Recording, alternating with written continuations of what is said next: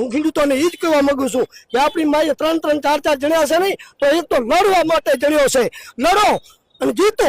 હું તો એમ કહેવા માંગુ છું કે એક કદાચ સણ ખપી જશું ને તો એમ કંપની નહીં, અડાણી કે મોદી નહીં, આ એની કોઈની જમીન નથી જવાની. આપણા બાપ દાદા છે વાય 3 છોકરા છે, એમની જમીન છે. આ જમીન કોઈ આવીને તો ભાગમાં નહીં આવે, એક મરી જશું, 3 તો બચશે નહીં. હે પણ લડો, છોકરા થોડા ખોડવા દેશો. હું તો એમ કહું કે ઉખાડીને ફેંકી દો, કાપી નાખો. હવે તો મશીન વધી ગયા છે.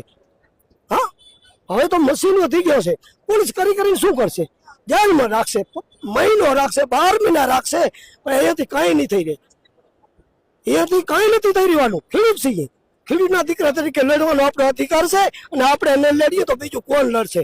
કાલે આપણી વાયલી બેઠી આપણી કહેશે કે આ મારો બાપ નબળો હતો, આ ખેતીની અંદર લડી નાખ્યો ને આ થાંભલો ખોડાવી ગયો, એટલે કાલે ભોગ બનશે મરવામાં.